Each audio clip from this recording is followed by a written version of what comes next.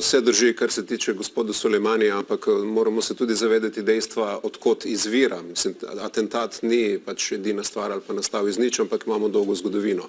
Sam boj proti islamski državi, kdo je ustvaril islamsko državo? Ravno ameriško posredovanje na Bližnjem vzhodu.